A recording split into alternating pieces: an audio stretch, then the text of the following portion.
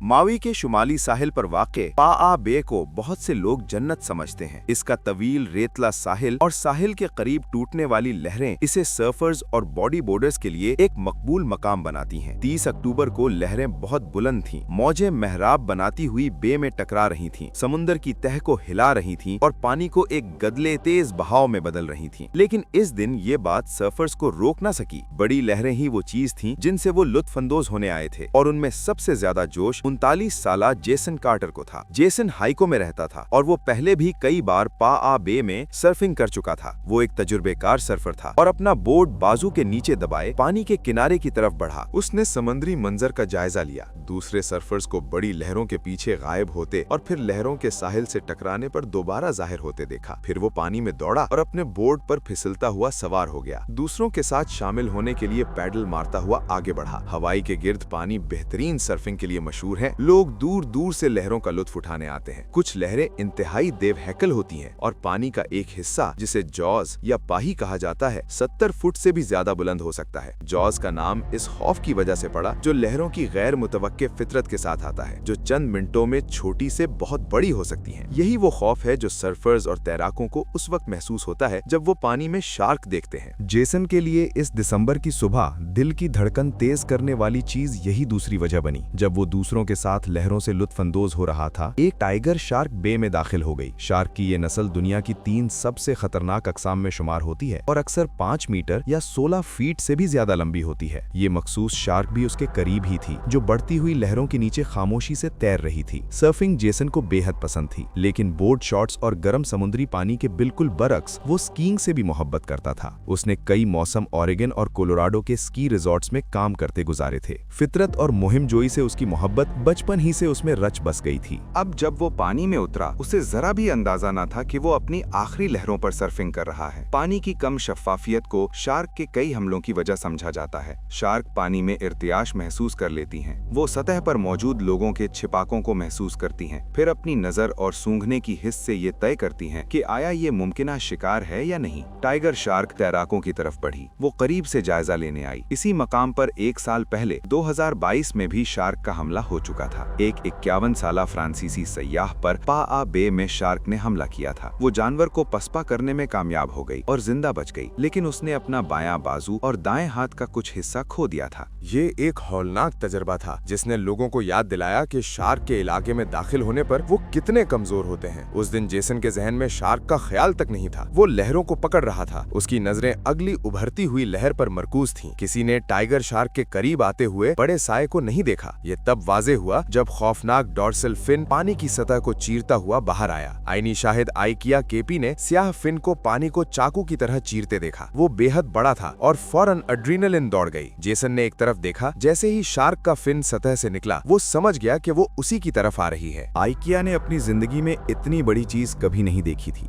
Fun इतना ऊंचा था जितना जेसन का सर जब वो सर्फ बोर्ड पर बैठा था। जिस्म का स्याह साया सतह के नीचे लामुतनाही मालूम हो रहा था। जेसन और आइकिया के दरमियान मौजूद एक और सर्फर भी खौफजदा हो गया। साया उसके अपने बोर्ड के नीचे था और वो घबराकर साहिल की तरफ पैडल मारने लगा। इसी लम्हे शार्क की थूथनी जेसन के बिल्कुल साथ पानी से बाहर आई। सर नाकाबिले यकीन हद तक बड़ा था, मुंह खुला हुआ था और यूं लगता था जैसे वो एक ही निवाले में सर्फर को निगल लेगी। जेसन ने फितरी तौर पर लात मारकर खुद को दूर करने की कोशिश की। वो एक तरफ झुका कि शायद शार्क उसे चूक जाए। उसे पहले से कहीं ज्यादा एक बड़ी लहर की जरूरत थी जो उसे दूर ले जाए, लेकिन किस्मत उसका साथ न दे सकी। शार्क की खौफनाक स्याह आंखें जेसन की आंखों से महज चंद इंच के फासले पर थीं। ये हर सर्फर का बदतरीन ख्वाब होता है, पानी में इतना बेबस होकर शार्क को देखना। सर्फर्स जानते हैं कि समंदरी शिकारी मौजूद होते हैं, मगर चूंकि हमले निस्बतन नायाब हैं, इसलिए आदादो शुमार के लिहाज से 1 सेकंड से भी कम वक्त में शिकार बन जाना बईद अज कयास समझा जाता है। शार्क ने अपने जबड़े जेसन पर कस दिए। नोकीले दांतों ने जिल्द और पट्ठों को चीर डाला। उसे बोर्ड से घसीटकर पानी में ले गई। उसी लम्हे आइकिया को वहां से निकलना पड़ा। उस पर तारी खौफ नाकाबिले बर्दाश्त था। वो जेसन की मदद नहीं कर सकता था। शार्क बहुत बड़ी थी। उसके पास बस यही रास्ता था कि साहिल की तरफ दौड़े और मदद बुलाए। वो पैडल मारता हुआ साहिल की तरफ बढ़ा। जाते हुए उसने पीछे जेसन की मदद के लिए चीखें सुनी, ऐसी चीखें जो हमेशा उसका पीछा करती रहेंगी। क्या उसने दुरुस्त फैसला किया? कौन जानता है। आइकिया ने पीछे मुड़कर नहीं देखा। वो मुड़ नहीं सकता था। अब उसे खुश्क जमीन तक पहुंचकर लाइफ गार्ड्स को इत्तला देनी थी। अगर जेसन को बचने का कोई मौका मिलना था। शार्क ने जेसन को पानी के नीचे घसीट लिया और सर्फर मुजाहमत करता रहा। जब भी वो सतह पर आता, शार्क उसे दोबारा नीचे खींच लेती। काटने मुसलसल थे। ये एक अजियतनाक जद्दोजहद थी। जेसन को मदद की जरूरत थी, मगर कोई मदद नहीं आ रही थी। जब दूसरे सर्फर्स साहिल पर पहुंचे तो फौरन मदद के लिए दौड़े। वो इनमें से कोई भी हो सकता था। चंद एक जेसन से महज चंद फुट के फासले पर थे। जब शार्क ने हमला किया, वो भी उसी अंजाम से चंद कदम दूर थे। जब लाइफ गार्ड्स को इत्तला मिली तो वो फौरन मदद के लिए पहुंचे। जेट स्की से कूदते हुए वो पानी में उतरे। इस वक्त तक शार्क जेसन को कई बार काट चुकी थी और वो पानी में बेहरकत पड़ा था। उसकी तवानाई और जान खत्म हो चुकी थी। दिल की धड़कन मध्यम थी और खुले जख्मों से खून बहता जा रहा था। वो बेहोश स्याह होते पानी के बादल में तैर रहा था। शार्क इसके नीचे चक्कर लगा रही थी। जब लाइफ गार्ड्स मौके पर पहुंचे तो उन्होंने जेसन के गिर्द चक्कर लगाकर शार्क को भगाने की कोशिश की। अगरचे वो इसे पानी में देख नहीं सकते थे, मगर उन्हें मालूम था कि वो गालिबन अभी भी करीब ही है। शायद वो इस इंतजार में थी कि जेसन अपनी चोटों के बायस दम तोड़ दे और फिर वापस आए। जेट स्कीज के शोर से लाइफ गार्ड्स ने महसूस किया कि अब जेसन को पानी से निकालना महफूज है। उन्होंने उसे खींचकर ऊपर लिया। उसने कोई रद्द अमल जाहिर न किया। वो पूरी रफ्तार से साहिल की तरफ बढ़े और रेत पर आकर रुके। हंगामी खिदमात को पहले ही बुला लिया गया था और वो रास्ते में थी। जब जेसन को रेत पर लिटाया गया तो खून रोकने की भरपूर कोशिश की गई। उसकी चोटों की नौयत जाहिर नहीं की गई, मगर गवाहों के मुताबिक दे हैकल शार्क ने जेसन को कई बार काटा था। जब उसे मुंतकिल करने के काबिल समझा गया तो जेसन को एम्बुलेंस में रखा गया। उस वक्त भी उसकी नब्ज बहुत हल्की थी। माउई मेमोरियल मेडिकल सेंटर पहुंचने पर सर्जन्स और डॉक्टर्स ने उसे बचाने की भरपूर कोशिश की, मगर उसी दिन बाद में वो चल बसा। ये एक इंतहाई खौफनाक हमला था जिसने मकामी कम्युनिटी को हिला कर रख दिया। जेसन वो शख्स था जो जिंदगी भरपूर अंदाज में जीता था। वो वही बैरूनी तर्जे जिंदगी जीता था जो माउई में रहना उसे फराहम करता था, मगर बिल आखिर उसी ने उसकी जान ले ली। अगर वो उस दिन पानी में न उतरा होता, अगर उसने चंद लम्हे पहले कोई लहर पकड़ ली होती, या अगर वो किसी और जगह होता तो शायद नतीजा मुख्तलिफ होता। जेसन के खानदान के लिए उसका नुकसान नाकाबिले तलाफी था। अगरचे वो वही करते हुए मरा जिससे वो मोहब्बत करता था, मगर वो इतना जवान था कि यूं चला जाए। वाक़े के बाद साहिल के साथ साथ करीबी बॉल्डविन बीच पार्क और बेबी बीच को दोनों सिम 1 मील तक बंद कर दिया गया। एहतियातन रेत पर वार्निंग साइन लगाए गए और सयाहों को पानी में न जाने की हिदायत दी गई। जेसन की मौत इस साल शार्क से मुताल्लिक 8वां वाकया थी, मगर वाहिद वाकया था जो सानहे पर मुंतज हुआ। कुछ लोग शार्क हमलों में इजाफे की वजह आलमी हिद्दत को करार देते हैं, क्योंकि शार्क शिकार की तलाश में साहिल के करीब आ रही हैं। दूसरे ज्यादा लोगों के पानी में उतरने और आबी खेलों को जिम्मेदार ठहराते हैं। वजह जो भी हो, इंसान और शार्क के दरमियान आमना सामना नागुजीर है और अगरचे हमले अब भी नायाब समझे जाते हैं, मगर पानी में आपके बराबर शार्क की थूथनी का उभरना शायद आपकी खौफनाक आखिरी आजमाइश से पहले देखा जाने वाला आखिरी मंजर हो।